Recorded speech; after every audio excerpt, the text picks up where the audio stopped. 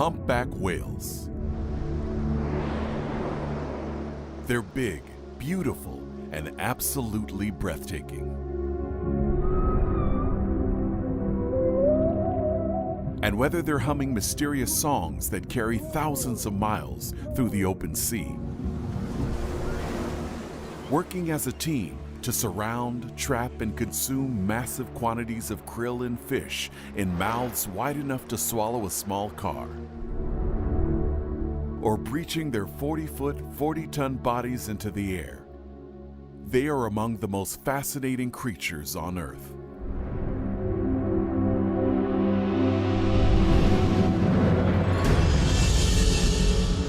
But a humpback's astounding physical attributes are much more than highlights in a nature documentary. You see, their ability to thrive in a liquid universe represents a significant challenge to Darwinian evolution and materialistic accounts for the existence of complex life. You look at its features, it's warm-blooded, it has mammary glands, it's clearly a mammal. So here's a classic evolutionary problem. How do you get a fully aquatic mammal that spends its whole life from birth to death in the water? What's the best explanation for what I see?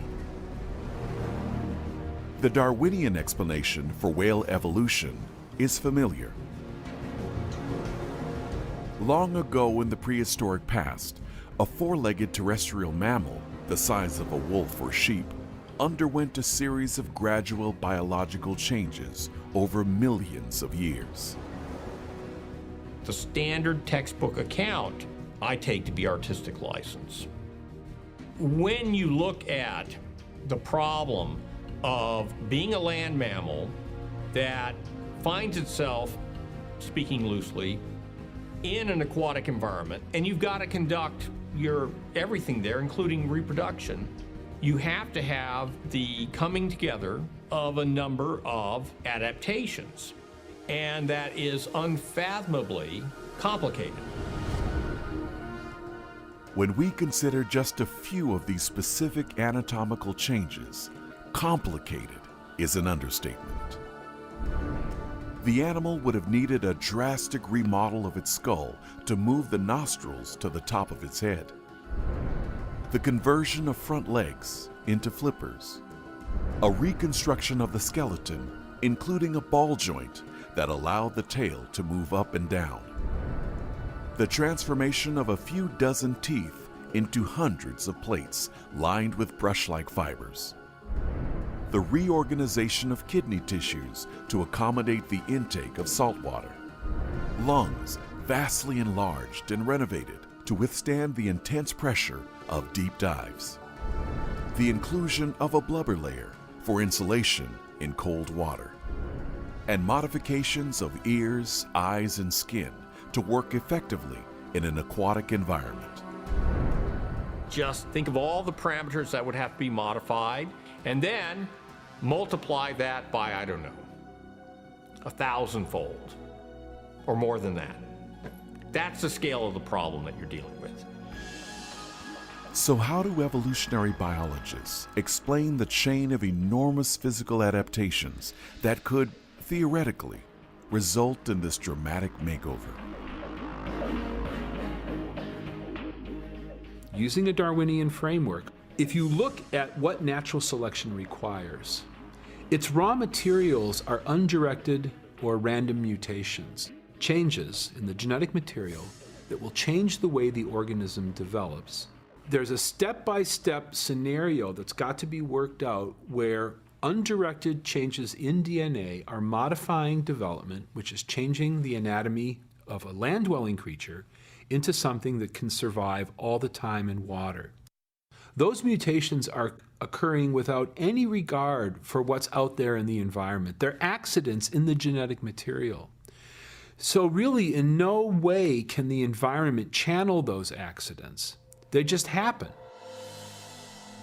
To make this hypothesis even more unlikely, keep in mind that beneficial mutations are extremely rare And when they do occur, they must work together in close coordination with other random mutations to bring about any positive change in an organism. Here's one example. So let's imagine that the transformation you wish to achieve is transforming a leg from a terrestrial mammal into the flipper of a fully aquatic mammal like a dolphin or a whale. Now, we look at our set of mutations that are required. Let's say we've got A that's going to affect the bones. But you think about your own limb, it's not just bones.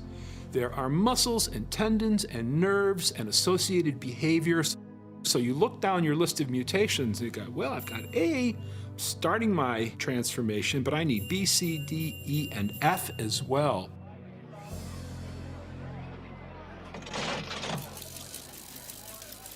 So the challenge of cooperative mutations is to have these events occur in space and time in such a way that they can jointly work together, cooperate, to bring about the transformation that you need. But you know what? Those mutations, they're accidents in the genetic material. So you're essentially relying on luck. And odds are you're going to miss the target by a mile. Research now indicates that it would take at least 100 million years to randomly generate just one single pair of cooperative mutations in a population of large mammals. Yet scientists still argue that given enough time, any biological transformation is possible. Faced with a problem like the origin of a humpback whale, even if I grant you millions and millions of years, 5, 10, 50, 100 million years to bring about this transformation, you still face these very real limits of population size, mutation rate, generation time, and the number of features that have to be modified. If the process in question is not going to happen, it's not going to happen, and it really doesn't matter how much time you have. So have all the time you want. If this transition occurred, it did not occur by an undirected Darwinian process. That simply is not possible biologically.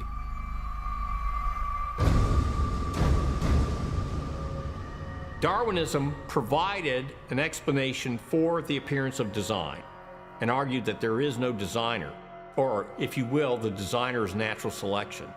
If that's out of the way, if that just does not explain the evidence, then the flip side of that is, well, things appear designed because they are designed.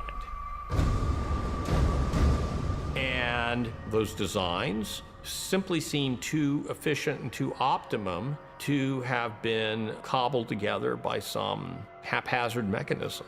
And in evolutionary terms, it's kind of game over.